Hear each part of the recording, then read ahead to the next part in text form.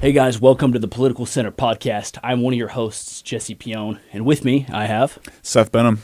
Welcome to the podcast, Seth. Yeah, thanks for having me. It's great to be up here and be doing this. I hear you're doing some pretty cool things down in Grants Pass area. Yeah. So, I'll give you a little bit of my background. I'm born and raised in Grants Pass. I started a marketing agency in 2014. Cool. So I've been doing that ever since. We focus on video production, digital advertising, things like that, local clients, statewide and nationwide. Just really depends. We have a small team. And then a couple years ago, I got involved with some projects downtown Grants Pass and helped form the Main Street program that we have now. Oh, cool. In Grants Pass. So, we're focused on revitalizing downtown and supporting local businesses and, amongst a lot of other initiatives on the Main Street side of things. So Sounds like you got a lot on your plate. Yeah. It's I've always been, involved. I spent a lot of time building my business. I have 2 young daughters, so that it's 3 and 6. 3 and 6. 3 and 6. Now I'm coaching one of their basketball teams, so just just keep adding it on. Yeah. But I in the recent years have gotten more involved in just the community level stuff, right? And trying to get back, right? I've like I said, born and raised there. I care about the area and the town a lot. So. Why do you care so much about giving back to your community? Like, what is it in you that makes you want to do all these things? Because it sounds like you're doing a million things at once. So what is it that makes you care so much?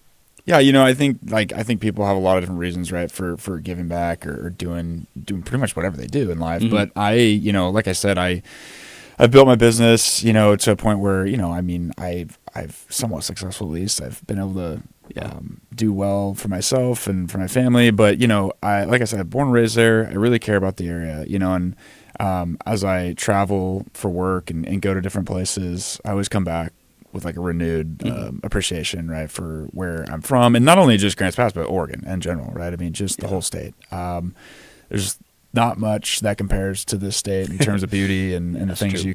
you can do here. And so, I really just am passionate about making it, first of all, like a pro-business, city/county. I mean, that's super important for me. I think it's, you have to have that to have a successful economy, a community in general, right? Support your businesses of all sizes, right? Small businesses, of course, medium, large, because if you lose some of those, it's impactful really in a negative way, right? Yeah. And so it's that, and then on the political side, getting more involved on the, with city council. There's a lot of matters that come up, right? Like in Grants Pass, one of the biggest issues over the last couple of years has been the homeless crisis, as I want to call it, right? So trying to figure out how to navigate that and bring some sense of normalcy and, hopefully turn things around, which, again, it's like turning a ship, right? It takes a long time. It's a slow process. For sure. Well, it can be a lot faster if you know where you're going. Right. And having direction is super important. Yeah. And I just, like I said, I really want a positive direction for Grants Pass, right? And that's pro-business, that's supporting families that want to move into the area, bringing down housing costs even just a little bit, right, to make it more affordable for people. For sure. And just focusing on safety of the community is huge, right? Well, let's dig into those questions a little bit because people on both sides of the aisle, no matter where you lie, most people say, I would say like a majority say that they're pro-business, right? Mm-hmm. But those means very different things to very different people, right? There's the pro-business side of like the JP Morgans, which would be like businesses like that would typically like work with the government. That's kind of what he was known for, or like advising the government. So bigger government benefits them or like Boeing, for example, is a great example. Yeah. Bigger government benefits them because it creates barriers of entry for people trying to get into their field, right? And then there's the other side of business, which is more like free market. So they benefit from like having a free market, less government regulation. Do you see what I mean? Yeah. So there's like 2 styles of doing business. What style would you say you're I think, for me, I focus more on the free market side, right? I mean, where we're located, that's a majority, right, of what we have. There's obviously businesses that do have government contracts and things like that. Probably, not as large as like a Boeing, for instance. But I think they both have their place, right? it's important, you know, I mean, and some of those large companies, especially that do have government contracts and that are working directly with the government, they employ a lot of people, right? So it's like you can't just get rid of them. But I think there is probably some area and some room for improvement in that side of the world in terms of making it a little bit more fair for everyone. But you know, I'm really supportive of, you know, like I said, small business. It's the backbone of America, if you want to call it, you know, as everyone coins it. But you know, even those mid-sized companies, right, that are traded sector, that are selling outside of the state, but they're located in our communities, that do employ, whether it's 50, 100, couple hundred people. You know, as you know, in Grants Pass, one of the biggest ones was Dutch Bros Coffee. Yes, that's where it was founded. That's where they were for so long, and they left within the last couple of years, right? And that's a huge loss, right? I mean, it's just. I mean, obviously there's still the stands, but you know, in terms of the corporate headquarters, it's no longer there. And you know, I would credit that to some of the policies in the state of Oregon for that. Are there any policies specifically that you like? You know, obviously in Oregon, right, the taxes on you know, certain business sizes and things like that, right? I mean, that's a huge reason, I believe, why Dutch Bros left. I mean, you know, ultimately going to a state that's more tax friendly to larger companies makes sense, right? You're saving a ton of money. Well, my issue with that, like for example, the carbon tax, I think is what you're referring to. That, you know, that was essentially a 2% sales tax on the back end of large businesses, businesses that make $1 million or more. And what was really interesting about that, my biggest beef against it was the fact that there was carve outs for specific companies. So while like for example, Dutch Bros, I would assume, I don't remember seeing them on the list, still had to pay that 2%. Nike, on the other hand, got exempted from that. There were certain companies that got exempted from having to pay that 2% tax, which is kind of crazy because the whole point of it was to tax the businesses who make $1 million or more. So some of the companies that are like get favors. Yeah, exactly. And I'm not a big fan of that. And I think like if you're going to implement a tax like that, it needs to be across the board, not just 100%, to people who did not support you. Yeah, of course. People who didn't support you, you know, and you're just kind of going to throw them under the bus and tax them, but give favor to the ones that do, right? That's exactly. Yeah, but, you know, I mean, like I said, I mean, it's so critical that we as a state turn things around, right? Now, I think we're like 47th or something like that out of the United States in terms of just livability. That includes business, right? Education, I think we're 47th as well. Yeah. So it's like, it's all those things that, you know, which we weren't, right? We weren't that way even 10 years ago. Which is the middle of the pack, but still it's better than almost last. I'm really passionate about that area and really trying to bring money back to that area that is, you know, I mean, taxpayers' money. How would you do that? How would you bring money back to the area? Well, you know, I mean, there's some money that was lost in the last session, the last long session for Josephine County's House District 3, if you want to call it that. And I believe that money should have came to the district, and there was reasons why it did not come to the district. But you know, those were, you know, and again, it's in the big picture of the state budget, it's a small amount of money, right? It's like $6 million. However, for Josephine County, that money can go a long way, right? Because then it's money that's not having to be carved out of the city budget, which, you know, we're already constrained. Same with the county, right? And again, it's all taxpayer money, right? It's all the money that I'm paying, that whoever is living in that county is paying to the state of Oregon. So if we don't get it back, then someone's going to get it, right? And, you know, this money was for infrastructure projects, right? Which, again, we really desperately need down there to spur more housing development and industrial land development and things like that support more people moving to the area and more business, right? So it's crucial, you know, and those are just a few of the things, right, that we need help with. So what do you think would help with homelessness or just overall economic viability for families? Yeah, you know, the homeless issue has been, I mean, ever since I got on council, it's been the top subject, right? It's like what I've spent 90% of the time on, you know, and if anyone pays attention, Grants Pass is kind of like in the spotlight. They always have been for the last like 5 years. You know, they had the Supreme Court case that they ultimately won. And then that... What was that? What was that Supreme Court case? Can we touch on that? Yeah, I mean, that was before I was on council, but it was, I can't remember, it was Johnson versus Grants Pass, I believe. Don't quote me on that. I can't remember the exact case, I believe. But they went to the Supreme Court case. This is about, you can look it up right now if you want. There's so many cases. Cut this part out. Finding the facts. There's so many cases. It's like, oh yeah, I bet it'll do well. The things that typically do well, especially in your local market, would be like when we touch on things that are specific to it, and then there's like broader comments that will do better statewide. Yes. Okay. So. Okay. Yeah, so it was Grants Pass versus Johnson that the city took all the way to the Supreme Court and ultimately won, right? It had to do with, can you punish people for sleeping outdoors, on public spaces and things like that, right? Yeah. So the city won that. And what was the final verdict? There was, you could obviously punish in certain aspects, right? There was limitations, but it was way more in favor of the cities across the United States in terms of being able to actually control their public spaces and not just have it be a free of camping spot for forever, right? Which is huge. And then during that time, I think she was Speaker of the House at that point, Tina Kotek, then introduced House Bill 3115, which is kind of the big topic now. It's House Bill 3115. And what is that?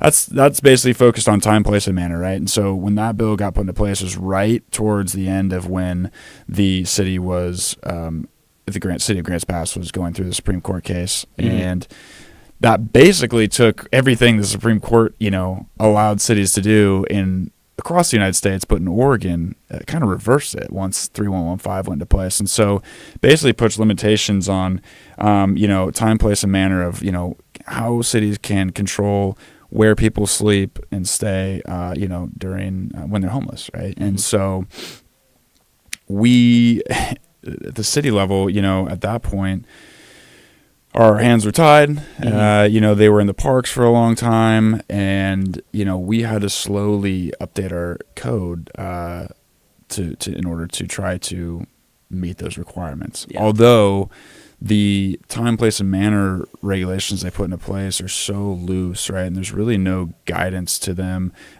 You have to have objectively reasonable codes and ways to enforce homelessness. There was no guidance to like what objectively reasonable even is. And then right when I got on council, well, right before actually, the council decided to close our only camps that we had open. We had 2 in the city of Grants Pass, which, these were no barrier basically, right? It was just, here's a plot of land, you can stay there. Yeah. Pretty much as long as you want. There was time limitations, but again, it's hard to police and enforce. But they closed both those.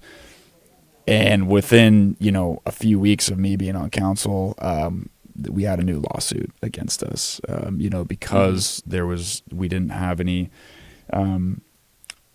we didn't think about the time, place, and manner, right? Or it wasn't objectively reasonable to close them and have no place to go and say they can only be in certain areas for, 8 hours at a time. Then they had to move. Yeah. And so we ended up in a lawsuit for 7-8 months again. There was an injunction back on the city. They were allowed back in the park. So it was a huge deal, right? It was horrible for the town and the people. Yeah. Well, it's also, it's also horrible for like, if we're thinking about people who are the most vulnerable.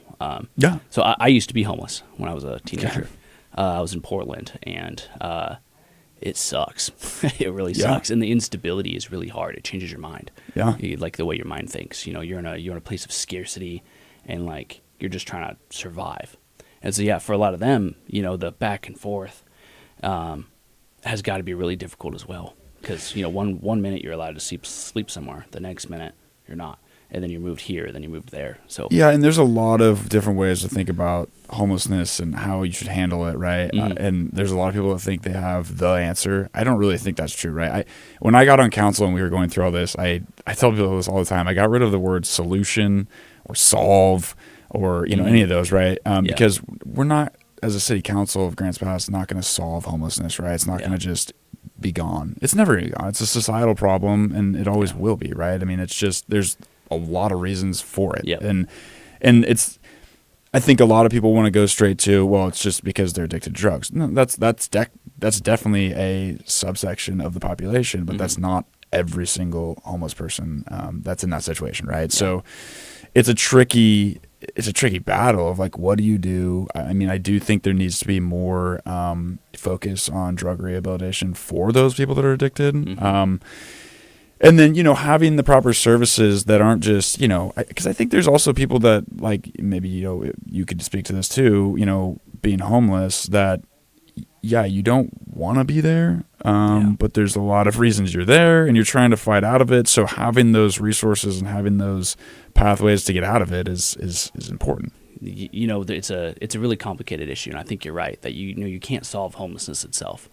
There is a small subsection of folks who, due to past trauma, the way that they grew up, that are always going to be homeless, and they actually prefer it because in their mind that gives them the freedom of doing whatever they want. And like there's a small subsection, but that's just from being out there. Like that's a very small subsection, and there is a good chunk of them that are addicted to drugs, and that's one I don't really necessarily have a solution for. But I think the section that we can solve, right, is and I think you might be able to agree, kids shouldn't be homeless.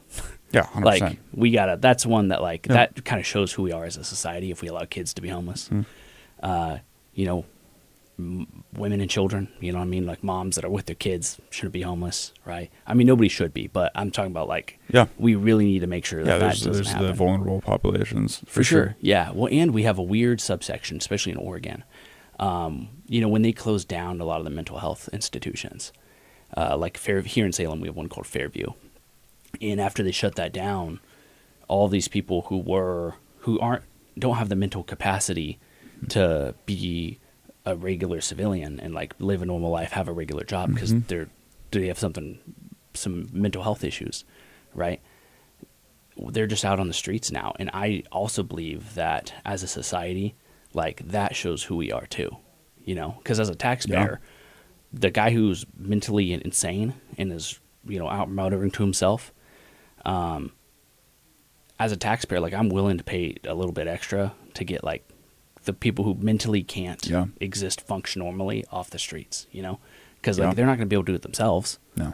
And No, and that's the thing. It's like there's a mix of compassion, there's a mix of tough love, and certain, it's like every case is so different, you know. And I got invited to like this homeless task force thing recently. It was basically, I was the only elected official that showed up, but there was all the service providers, not all of them, but a bulk of the service providers in Grants Pass, meeting to kind of just talk about, okay, how do we move the ball forward? How do we, and I just basically told them, I was like, there's a lot of people in the community that probably think you're enabling, right, by giving out free stuff and doing all these things. And like, I think to an extent, like, you have to, right? And like, there's times where like, well, in the winter when it's super cold, I'm like, okay, that's fair, right? There's certain necessities I think that you have to, people need, but then on the flip side of it, you also have to start proving that you are moving people out of it, right? Because I think there's a fine line of you can be too enabling where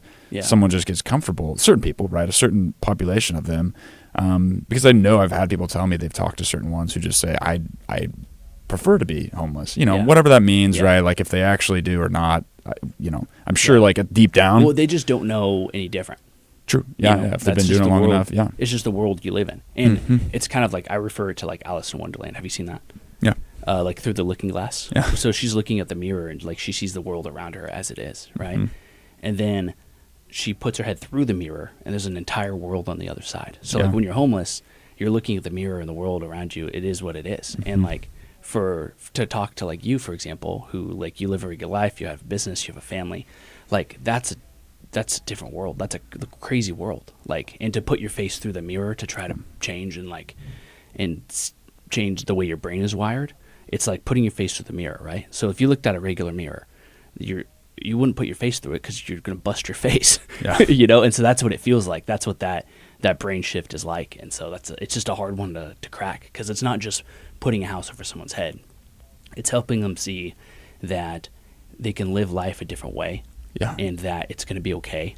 and helping them put their head through that mirror to see the world on the other side. Well, of it is a really complex issue, right? You can't just, like for somebody that's drug addicted, you can't just say, all right, here's, a drug rehabilitation program. Now you're going to be fine. Well, that's one piece of the puzzle, right?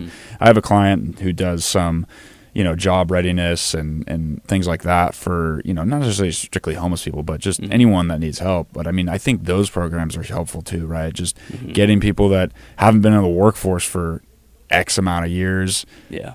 Prep for that, whether that's with resume writing, just getting them dressed nice, whatever it is, right? Those small things. I mean, because that's one piece of it too, is getting a job, right? Yes. And there's the housing piece, right? And so it's hard to get a job when you're dirty. I remember I would go down to I went to the downtown mall in Portland, and I applied to every single job that I could, and I would show up and I would dress up, and I would go there, and I knew, I was like, if you just give me a chance, then I could prove it to you, and from their perspective, it's kind of like they don't know that you're capable, what you're capable of. Only you do, right? Yeah. And so when you're sitting there trying to have someone give you a chance over and over and over again, but you smell kind of bad, you look a little dirty, you're a little stressed out. You're already starting, at a low spot, right? Yes, and when you're hiring, you want the best of the best. Yeah. And so it's a really hard spot for someone who's homeless to be in because, you just. And you don't know it. A lot of times you don't know that you smell a little off, and you talk a little different, Yeah, so just full circle, I think it's really important to focus on how do we move forward in a positive way, right? Again, we're not going to solve it, but there's a lot of things we could be doing, maybe should be doing, for these people, but also for the community, right? As safety, and making the park safe and all these things, right? Where drugs get involved and things like that. I mean, that's a huge piece, especially in a small community. I mean, everywhere, right? It's just making sure that things are safe or as safe as can be. Yeah. Well, a big thing that is that does address homelessness is housing affordability, and this is something that's become a nationwide topic. For example, just recently, President Trump announced that they were going to buy back a lot of the mortgage-backed securities to help lower interest rates. They just announced, and I didn't even believe this headline when I saw it, that they were going to ban, this current administration said that they were going to ban large investors from purchasing single-family residential homes to be used as rentals. It looks like nationally they're trying to take some actions to help fix housing affordability. And the reason that's important, right, is because the average age of a home buyer has gone up. People our generation and younger aren't buying homes right now because they simply just can't afford it. Yeah. So what would you think would be, or do you have any ideas of what you think might be a good solution or at least a direction that we could go in to help with housing affordability? Yeah, I mean, I think some kind of tax incentives, for investors, right, who are willing to come in and start kind of adding to the inventory, right? I mean, like in Grants Pass, we have a limited inventory of especially single family homes. I mean, and there's people building, smaller amounts of single family homes now. I mean, I remember back in the day, there was huge amounts, hundreds, going in a single swoop, obviously every couple of years, but now it's not hundreds, right? It's 20, 50, somewhere in that range. Why do you think that is? Well, in Grants Pass, it's we don't have a ton of land, especially within the city limits, right? So there's that factor. There is some plots that I think, could be purchased and utilized and probably turned into a decent amount of single-family housing. But, right now, right, when it comes to interest, things like that, interest rates, I mean, the state in terms of doing business, the high cost of producing and building a house right now, right? Yeah. With materials obviously has come down a little bit, but I mean, all of those factors, I mean, just the economy in general, right, have kind of, I think, scared off a lot of investors and a lot of people that have the ability to put in these large, single family housing tracts. And so we need to incentivize those people to come back and do that, right? And bring in the infrastructure and give them incentives in terms of tax incentives, things like that, to want to do that, right? Because they can lower the interest rate, but if there's no inventory to purchase or it's limited and the prices are all inflated because of that, I mean, it kind of goes in circles. For sure. Well, what I hear from a lot of builders, because real estate's kind of a world that I do real estate as well, and that's kind of a world I'm immersed in. One of the common things, there's kind of two ways to approach making it more affordable for builders. There's taxing the crap out of everybody and then giving tax incentives. And then there's the flip side, which is just getting out of the way. Oh, yeah. Yes. And I think that while tax incentives are important and good and they should be used, like there's ways to use it for sure. Cutting the red tape. Yeah. Like there's a bunch of ways to do that. But the flip side would be, cutting down the cost of getting permits or making some of these regulations that aren't that are a little bit excessive. Like I love the environment. I'm Native American. That's kind of like our thing. Yeah, We love the environment. We love government to stay away from us because they're not very nice to us. And like, there's like certain things about like our culture that we love the environment. At the same time, some of the regulations seem a little bit excessive. Yeah, it's not really common sense, right? I mean, and I don't think, the average investor, they're not trying to go out and cheat the system and do something against the law or whatever it is, right? I mean, but when you have so many regulations, it's just, it's excessive, right? And what the regulations do, right, is kind of like when we were talking about the two ways of doing business, right? All the regulations, they're hard to navigate. Mm-hmm. And so if you wanted to go build a residential home, right, and you were like, well, I kind of want to build some for the community. I can solve this problem. Yeah. And you start to learn how to do it. Your ability to go over the regulations and your ability to afford paying all these different fees and all this stuff, it makes it harder and harder for smaller builders or people looking to get into development to be able to do it. Yeah. Which means the big, large corporations and the large scale developers are building most of the housing because they're the ones who can afford to pay the extra staff to teach them how to navigate all the extra rules that don't necessarily need to be there. For sure. Especially in a state like Oregon. Yeah, it's crazy. But which is crazy because Oregon's a beautiful place. Yeah, no, it's Oregon. It's like a mirage. It's so beautiful. Yeah. I come back. I leave for work and then I come back and it's still beautiful. But then, if you look behind everything, the politics of it, it's not. Yeah. It's not as beautiful. Yeah. And that's unfortunate, right? We need to bring some of that balance back to the other side, right? To really, again, we're, like I said, 47th in livability. Yeah. I mean, that's crazy, right? For a state like this, and the whole West Coast it's blue and it's gone downhill. Yeah. Well, I mean, it's been managed by, our state's been managed by one side for, the last 40 years. Before I was born. How old are you? 30 now. 30? You just turned 30? Yeah. Oh, me too. Oh, there we go. Yeah.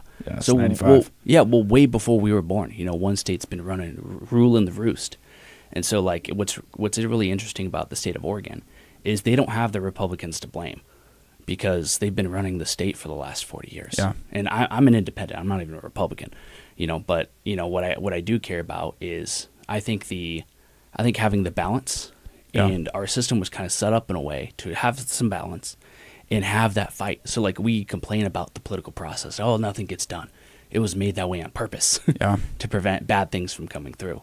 And so I think that our state's been a little unbalanced, and that's why you just saw the governor walk back the transportation package, and that was just bad policy that people didn't want. Yep. And which kudos to her for that. For doing, because that takes guts. A lot of people would just fight, but to admit, yeah, maybe I messed up. That doesn't mean that means it's not going to go to the ballot, though, right? If she repeals it, if she successfully repeals it, yeah, that means it wouldn't go to the ballot, which is probably going to happen. That was my only thing with that is I really wish it would have gone to the ballot. Yeah. I mean, I can see it as obviously a political move in an election year to try to repeal it to get it off the ballot at this point. But that might be her intention. I try to assume the best intentions. Yeah, everybody. Right. Well, is that her intention? It's definitely possible. But I just try to take her at her best and assume that she was doing it because she's like, wow, maybe I overstepped, and the people didn't want this, and we'll take it back. We'll all leave it. Mm-hmm. If it is different, then it's different. Yeah, but, no, that's a good point though. You can't really blame the Republicans because they have the supermajority for so long. That's how do you blame the superminority that cannot make much progress, right? I mean, we don't have the power. Even in the times when it was a regular minority, right? I mean, for example, on the federal level, right, the Republicans have a majority in all three seats, and so we blame them when they don't pass things, right? Yeah. And so it's I don't know, the buck's got to stop somewhere, so you can't especially in a state where it's been ran by one side for so long. which I'm not, trying to bash Democrats. I'm just saying that, like, as a state, we kind of got to own our stuff. Yeah, and for sure. Our leadership, which has been there for a long time, needs to kind of. I think it takes people just stepping back and listening more, right? Instead of just trying to do things that they think are the greatest things since sliced bread, and it turns out it's not, right? You got to really listen to the people more. Right? How do you listen to people? On council, I'm one of those people that's very engaged, or I try to be as much as I can. I really think it's important to be involved in the community in terms of being out and about, right? Don't just hide away and never engage with constituents or the general public. I really try to. I tell people all the time, especially people that email council, I try to be, engaged with the community in a multitude of different ways. Yeah. I tell people that email council all the time, hey, happy to, even people that have different opinions than me too, hey, I'm happy to have a cup of coffee, right? Sit down and just chat, right? I think so much more can come out of sitting down face to face and talking than whether it's, an email or especially social media. Yeah. Even to people that have different opinions, I think most of the time you can at least come to some point of understanding each other's point of view. And I think that's really important, right? And I think more people need to do that. And just, again, being involved, being open to whatever it is, criticism, have you guys faced a lot of, because here, politics has been very contentious for the last 10 years. And I would assume it's kind of the same down there. Yeah. Yeah. I think that's everywhere. So how do you combat that? Because it's really hard to, because I served in public office for quite a while, and it was as much as we like to pretend like we know what we're doing, right? And we always know the right decision to make. There's a lot of gray area, and there's a lot of times when you're sitting there facing a decision and it's hard because you're like, what is the right thing to do here? And you have to think about it and really put the time in to learn. And but at the same time, people are at each other's throats. So how do you balance that? Yeah, I guess it's everywhere, man. I think everywhere is contentious, and there's infighting, and there's fighting against the other side, and all the things. I try to just be as open as possible. I try to take things with a grain of salt too. Everyone's got their own opinion, and I always tell people, I'm like, hey, you're entitled to your own opinion, right? And that's fine. But when you're in the position, right, when you're elected, or as in my case, appointed to city council, you have to think about it all at once in real time, and you have to make decisions. And I try to make decisions that are gonna be the best for the overall population, right? I've also learned that you're never going to please everyone, right? Ever. Especially in politics, right? There's always going to be, hopefully, a small portion, potentially a large portion of people that don't agree. I try to, especially on a city level, right? There's so much of what happens and so much of the policy that we set that truly isn't partisan. There's always going to be some partisan aspects to any political seat you're in, whether they say it's nonpartisan or not. There's always your ideologies and your morals and your values and things that come into play. And so, again, I try to just stay up to date on what people think in the community as a whole, and I don't engage in, I try not to engage with the people that are angry in the sense of I'm not going to try to fight back, right? I'll answer questions, and I'll try to give them clarity to maybe why I voted a certain way or why I think a certain thing. Sure. But I don't want to get into the argument, right? I don't think it's healthy. I don't think as an elected official, it doesn't really look good. I try to be even keeled in those moments because there's a lot of contention. There's a lot of contention against one side versus the other, and there's a lot of contention in the same party, right? Yeah. Constantly, and when I got into city council, I wasn't involved in politics on a local level, but I spent the first 10, 12 years there just running my business, growing my business, family, all the stuff, right? So it wasn't as top of mind as it is now. And so when I get into it, it's eye opening. There's a lot of things that you kind of oh, wow, this is interesting. Yeah. And I also too, I'm really passionate about getting younger people more involved. in not necessarily like the bad side of politics. I think we can, as a country, we should work on changing it, and we're trying, right? Yeah. Everyone's got a different. What do you mean? Changing what? I think just right now there's so much division, right? I mean, and it's only going farther and farther, right, apart, and there's more division being added by the day. I think a lot of that has to do with social media, to be honest with you. I mean, that when social media came on the scene is when things really escalated, right? Because you can get on there and you can say whatever you want. Oh, what was even crazier with AI? Have you seen the videos of city police and ICE? I probably. Have you seen those? Yeah. There's a bunch of them. I was just watching this account the other day where this guy, he goes and takes those clips that are done by AI and he notes out how you know that they're done by AI. And a lot of these posts have millions of views, thousands of comments of people fighting against each other.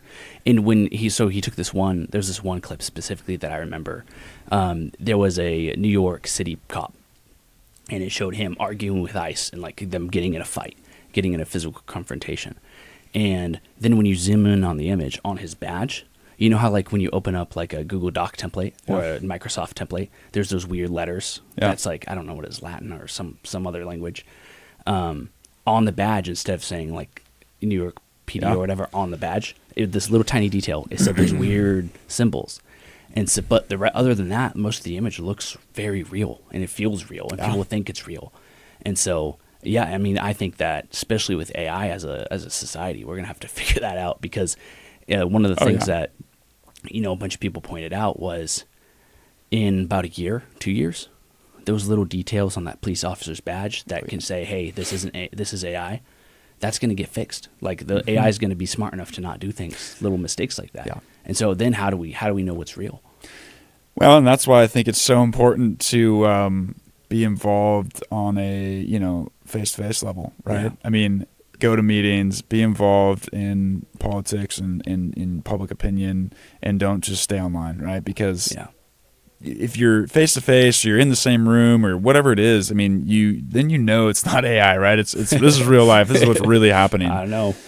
Well, yeah, you never know, man. I think, who knows? In 10 years from now, we've reached what do they call it, singularity or whatever, where anything's basically possible now. You see people talk about how life's a simulation. Yeah, it's crazy. So, someone told me they were talking about this. Just a side note, people would talk about how life's a simulation. I was like, no, it's not. You're ridiculous. He's like, have you ever seen your neighbor taking their groceries? I'm like, no. Sometimes, especially now, like all this stuff's going on, it's like, all right, this is a little crazy, And I've been in the tech industry a little bit, right, just from what I do, and it's escalated 10 times in the last 10 years even. Yeah. Maybe more than that. So, yeah, but, like I said, I mean, young people I think is important, right? And I think I at least see the younger population, our age, give or take 10 years or so. I don't know. There's a lot of hesitation to get involved, I think. I think some people see the current state of politics kind of as a joke in a sense of just like these people are out there just saying things that are crazy and they're not making sense. And yeah, exactly, right? And it's true. I agree. Which is unfortunate, and I got involved because I don't want to do that, like I don't have the intention to do that, right? Yeah. Like I have intentions to help my community and where I'm currently at in office is help the city that I live in, right? That's what I want to do. Yeah. I don't want to go out there and spread misinformation and spread lies and, talk a big talk, I'm not going to make the decision that everyone wants me to make, but hopefully I can make decisions that move us in a positive direction. So I heard this saying that I think correlates to this very well, where it's, God, please give me the humility to accept the things I cannot control, the strength to change the things that I can, and the wisdom to know the difference. So how this applies to what we're just talking about is like, how much control do you and I have over country, nationwide politics or world politics? Mm-hmm. Very little. Very little. We can vote, and that's about it for now, right? Yep. I mean, it's possible in the future, but in this current state, right, very little. So it's good to be informed, but don't stress yourself out over it. Mm-hmm. And then, okay, well, what about the state level? What control do we have over the state level? A little bit. Yeah, a little bit, and so in the areas that you can, participate, show up, vote. You can do those things for sure. But stressing out over something like in New York, for example, like we can't control that. There's nothing. There's not a thing I could do to stop that from happening. So well, and frankly, there's a lot of people that I know, that focus on those, which again, you can pay attention, and you can be aware, right? Yeah. There's a saying, it's like, and I follow this. It's, I want to understand a lot, but be consumed by very little, right? Like I want to have a lot of knowledge, but I only want to put my energy into the things that I know that I'm really going to make an impact, right? So I can understand or read up on all the national politics and all the things going on everywhere else, that seems scary. It seems like the world's ending. Yeah. But, really what I know is that, and the current where I'm at, city council, that's where I'm going to have the most change. And that's where. Well, see, and that's what you do. You can have an impact. Yeah, 100%. So yeah, that's awesome. Yep. And, you got to find the people that want to do it for the right reasons, right? Yeah. Everyone has their own reason for doing anything, and unfortunately, I think in life there's people that have reasons that don't really benefit the general public, especially when it comes to elected office, right? That's true. There's power. Sometimes there's money. There's not money on city council. I'll tell you that right now. I don't make a dime. So it's not money. If there is money in politics, you're doing it wrong. Yeah. I mean, and people, it's surprising. People, even in Grants Pass, certain people think that we get paid. And I'm like, I don't get paid anything. Like this is all volunteer, and I spend a lot of time on it, and it's only because I care, right? I think that's the other thing. So you gotta have that passion to care about your community, about certain causes, about helping move things forward. What are ways that me as an individual, or someone watching, or you, right? Like what are ways that we can help out our community? Yeah, obviously there's a lot of different ways to help out in your community, and it really starts from the ground, right? I mean, the easiest thing is to get out and vote. That's I think that's the classic saying. Obviously, you look at the voter turnouts in certain counties, state, nationwide. It's going down, right? So it's like we need to turn that around and make it go up, because it's important, right? Everyone, it matters. And then get involved in elected office. Like I said, I'm currently appointed to city council, but my plans are to run for House District 3 for Oregon State representative. And again, now? Yep, of course. Wow. Right now, okay, we're doing this thing, and I'll be in a primary race. And there's already obviously the incumbent in office that I'll have to be running against. And for me, I'm doing it because, again, like I said, I go back to everyone has a different idea of how to do things, right? So maybe that's part of it, right? I have an idea, but I really care about the community. There's some things that happened in the long session. We didn't get any money back. And I think there's more of a focus on just national politics than there is on our district currently. Are you talking about from the person who's currently from the current seated person right now? And I just think that we can do so much more if we just focus on our district, which is just Josephine County actually, and really think about how we can move it forward, right? And again, I think bringing money back is important. It's one of my big points. My focus, and I'll start off this, right? My foundation of why I'm running and my thing is, obviously I'm a registered Republican. I always have been. I'm pro-life. I'm pro-Second Amendment. I'm pro-family and kids, and just making our communities a safe place. It's always been one of my core values. I'm a believer, and I really care about those things. Those are core, right? And I think those should be core as a conservative. But beyond that, for my district, obviously focusing on business, and making our district, if possible, the best place to do business in Oregon, right? I mean, obviously the state is going to be the state, and it's an uphill battle. But if there's ways that we can make Josephine County the place that businesses want to be, we don't want to lose another Dutch Bros, right? Hopefully we can bring either another Dutch Bros style company in, or we can build up one that we already have, and so focusing on business is huge. Small and medium and even large size businesses, right, are important for the economy and families. Secondary is housing, right? Creating more affordable housing. We've talked about it on this episode. Bringing in, lowering some of the red tape and regulations that are put up by the state of Oregon right now for builders and investors, so that younger families can start to buy houses. And then, thirdly, it's to focus on progressing homelessness in the right direction, right? Creating actual things that will affect, drug rehabilitation, helping them find jobs, getting off the streets, right? We can't just ship them away. That's never going to work. So, 3115, House Bill 3115 is a huge thing. Obviously, it's been at the top of a lot of people's minds. So I'm not going to say that I'm going to go in and solve it, but I want to be a part of repealing that and making it something better, right? That'll actually serve the people that are unhoused currently. So those are some of the big points, of why I'm running. I really care about Josephine County as a whole. Like I said, born and raised there.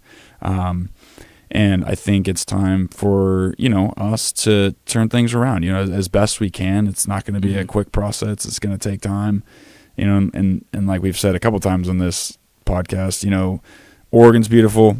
Josephine County is a beautiful place. There's no reason that people don't want to be there. And so, we got to turn the policies around so people want to be there, on that front. For sure. Well, you talked about it kind of like just up front. You talked about it kind of a little bit more vaguely.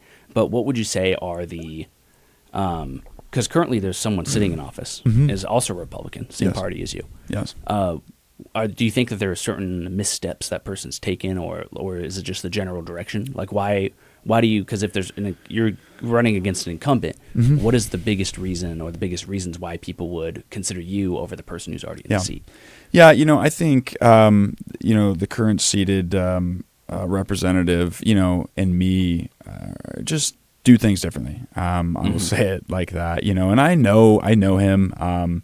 Actually, I got appointed for his seat on city council when he got elected to the state rep position. I think I just have a different way of doing business, politics, you name it. I've had the luxury of owning my own company for 12 years, and I work with a lot of businesses. I work with a lot of high up CEOs, executive position level type people, right? And when you work with those types of people, you see a different side, right? And you have to learn to navigate it a different way. And there's things you should say, not say, things you do, you don't do, which I think is the same in politics, right? I mean, and I come from a standpoint of I'm going to try to be as respectful as I can to anyone, right? Whether we agree or disagree, I think it's an important piece of politics, and something that's missing is, respecting the other person, regardless of the ideologies or what you think. I truly don't think that you will ever have a chance to convince somebody otherwise of an opinion or whatever, their belief, by being disrespectful, or throwing them under the bus. Right. I mean, I think that instantly alienates them, and, they're out the door, right? They're no longer going to listen to what you have to say. So again, for me, that's important, in just being respectful in that manner, and, taking it professionally, right? I mean, again, there's no ill will against the current seated person. I just have a different way of doing things, and I would like to see that represented at the state level. I think too, it's important to have that respect in positions from the top down. So the state rep, you get down to county commissioners, right? Having people that care about the community, that are respectable, that want solid progress, and then same on city council, right, all the way down. Because I think if you have even one person that maybe isn't hitting those marks, no one's perfect, right? Everyone has issues. Everyone's done things or made mistakes, and so it's not being a perfect person. That's not what I'm saying at all. It's just trying to be as consistently, respectful as possible and making decisions for the betterment of the community. And again, you have a base, right? I'm a Republican, I'm a conservative. So those are the values that I'm going to bring to office. And I have, even on city council, And so, but again, that does not mean I want to alienate completely the other side. I think it's important to listen. It doesn't mean I have to agree, but listening is huge. So the district that you're in, well, first of all, I would like to say, it sounds like, you have a really good head on your shoulders. I don't know you personally very well, right? And I also don't know I don't know the incumbent. But it does sound like, seems like you seem pretty even keeled. Yeah. And you got a good plan. Obviously they appointed you for a reason. Yeah. Now, when does your term end for city council? My term for city council is actually up this year. Oh, so you're not running again? No, I mean, that's, it was kind of like, well, do this. Yeah, and, it's a big step, obviously, right? I think there, it's probably. Do you feel like you're ready? Yeah, again, this whole political world kind of got thrust on me, I went to, this is kind of the origin story, I guess, of one of the reasons why I got involved. At the time I did was, me and my wife went to DC last January for the inauguration. Oh, wow. We got tickets. I bet that was a cool experience. Yeah, it was great. We got tickets from Congressman Cliff Bentz. And then, obviously they moved it indoors, so we didn't actually get to go to the inauguration. But it's all right. We still had a great time. Oh, but, yeah, that's right. Yeah. But, we went to Trump's last rally, and, it's just, being out there in that energy and seeing people that want to make change and do good, it's kind of addicting, right? You want to help, right? Yeah. And that's why I want to do it. And that's why I originally went to council and applied and did it, right? I was like, I want to get involved. I want to help my community. I want to listen to the people. And so, yeah. Yeah. Well, it's a lot easier to, what I hear you saying, right, is, you saw a path to be able to make things better.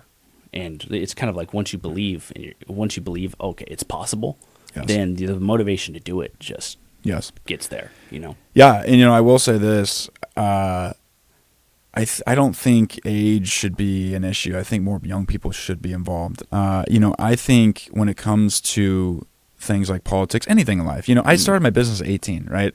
When I started my business, there was a lot of people, when I was first trying to get jobs and land jobs, that's kind of just blew me off. Well, you're a kid, right? You don't know. But, I never also said I knew everything. I just was willing to learn, and I think that's like an important piece. I think even though someone is young, I think getting involved in politics is still very much a possibility and something that should be accepted because it's more about just, are you willing to learn, right? Like, age is a number. Obviously, yes, as you get older. I think there's a bell curve, right? Because, for example, for sure, the difference between, say you probably could say the same, the difference between me when I was 20, when I first got elected to office versus now, I'm a completely different person. Yeah. And my style and the knowledge you have is very different.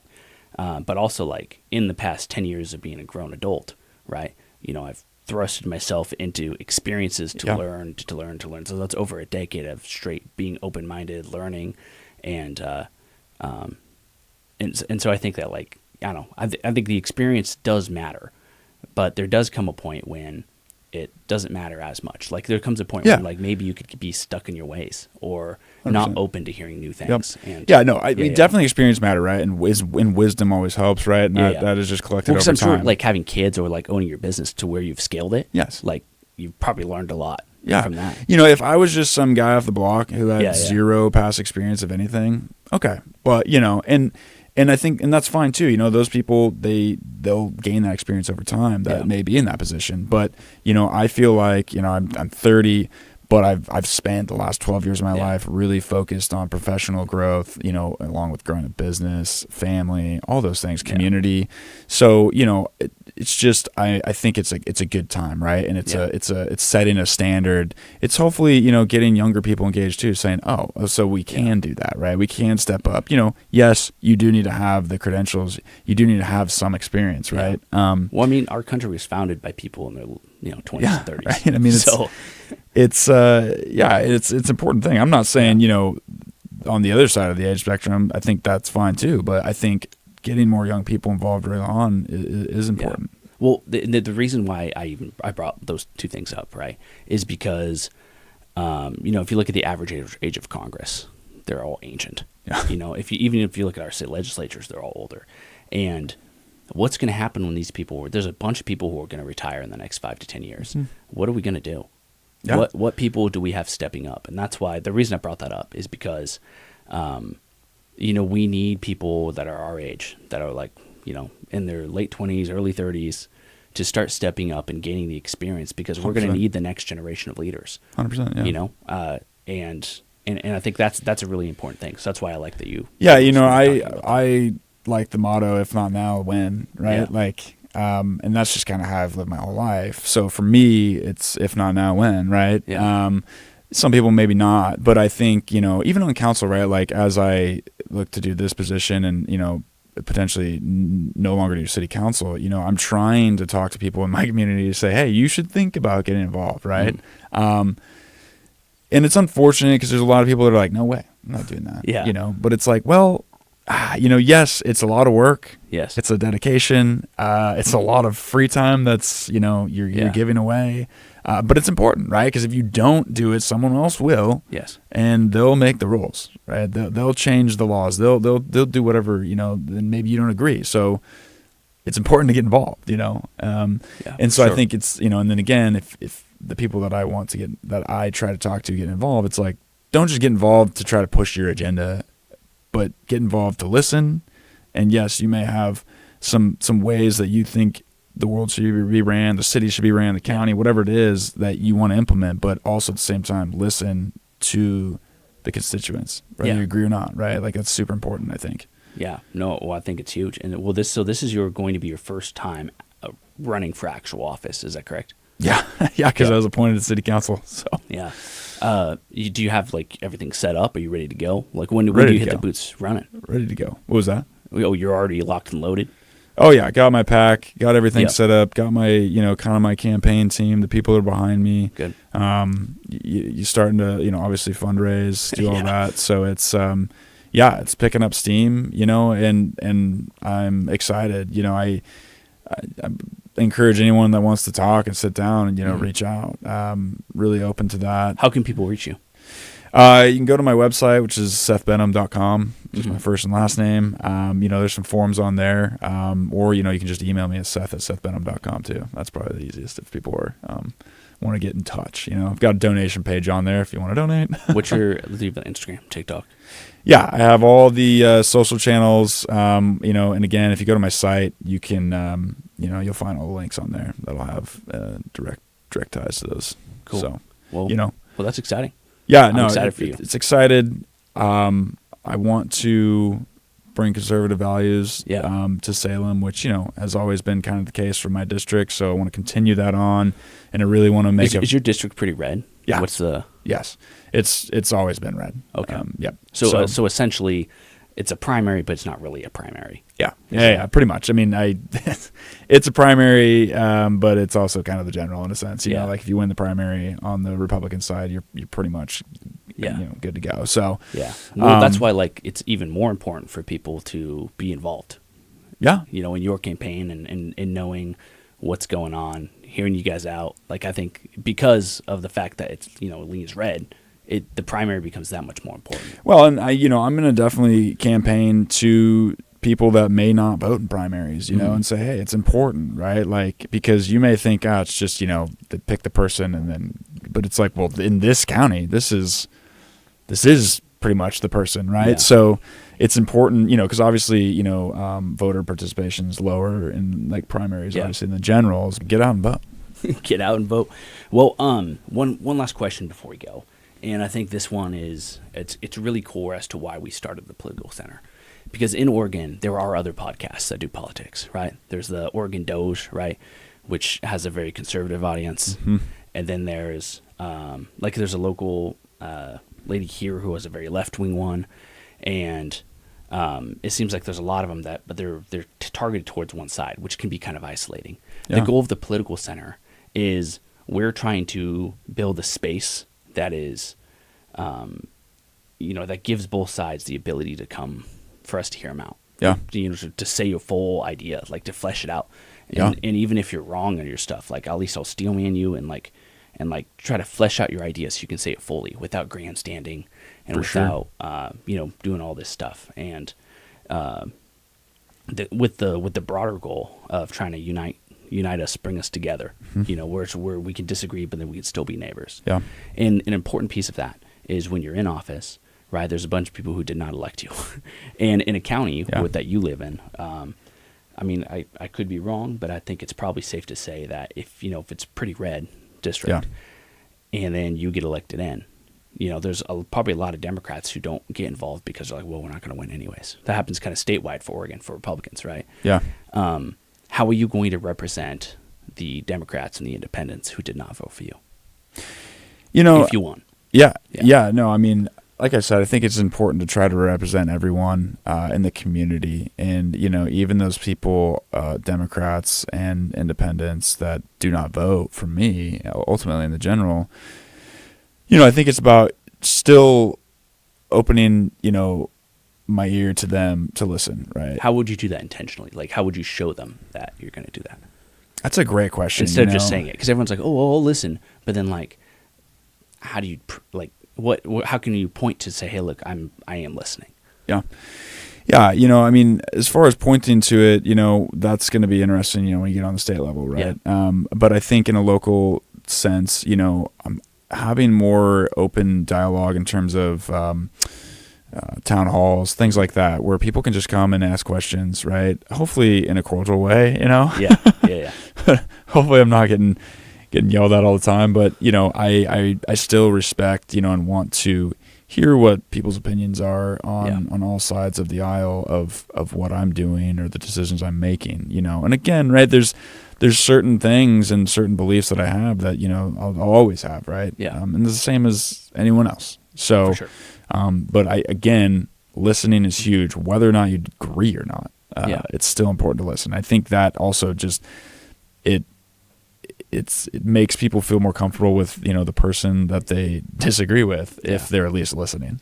Yeah, well, I think it's huge because it's not just listening, because the listening is great and it's really important, but it's also like to hear them, like what they're saying, Yeah. And I think one part before we go that I often keep in mind is especially being when you're around people who are more conservative or business owners, right?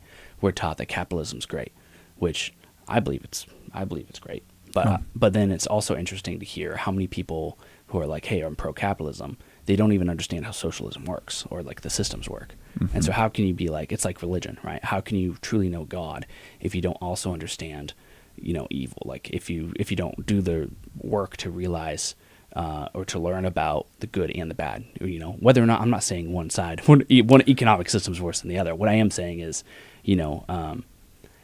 if people on the left are coming to speak to you about like policy, there's things to learn from it. Is my point there. And so like while I personally don't believe that socialist systems would be best for our country, right? I did, we took the time to learn about them, learn kind of how the gears turn and the ins and the outs, and then from there, once you truly understand it, then say, okay, I just don't believe that this is what's best.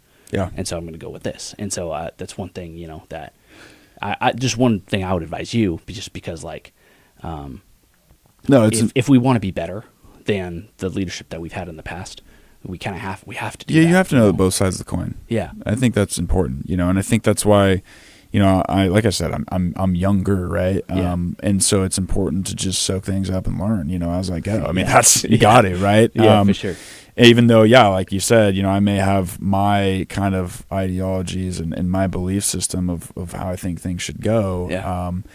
You can still glean a lot of information from the opposite side, right? Yeah, for sure. And maybe things of what not to do, right? Or maybe learning those things so you can combat when people say, "Well, no, that's the way you should do it." And you're like, "Well, here's some reasons why I don't think that," right? No, for sure. Yeah, one to give people listening like a hard example instead of just talking about ideas, right? Like when it came to socialism, I was an economics undergrad and I graduated from Willamette with an MBA. And we had I took a 6-month course on socialism because I was kind of forced to, but it was a really interesting course, and I'm really glad that I did because it made my beliefs way stronger. And what I learned was, when you really break it down, right, the core difference between, a capitalist system, and one could argue the economic system we have now isn't really a capitalist system. It's like a corporate capitalist system. Yeah. That's a whole different conversation, whole different podcast. But one of the key differences between, capitalism and socialism is private property rights. Yeah. So if you believe in private property rights, it's kind of hard to, gun for that. And so, but you only know that by understanding how the systems work. And then you're like, okay, well, I value private property rights. Yeah. So therefore, I'm going this way. But some people don't. And so that's, and so that's why I think it's really important to, listen to people and hear them out. Yep. And, and just learn as you go, right? In your free time as much as you can, Understand a lot. Yeah. Be consumed by little. Right? Before we go, is there anything that you're super excited about? Yeah, I mean, I'm just excited about the experience, Yep. I mean, I think, like I said, I got appointed to council, so running a campaign, it's already been, exciting. Met a ton of people, and I enjoy that part of any of this, right, is meeting people. It's one of my favorite parts about running my own company is just getting to meet people. So super excited about that. And then if I make it past the primary, really just getting into it and diving head first, Okay. Well, hey, thanks for coming on the podcast. Yeah, really appreciate it. Yeah, I appreciate it. You guys know how to contact him. We said about 5 minutes ago. Thank you guys for tuning in to the Political Center. We'll catch you next time.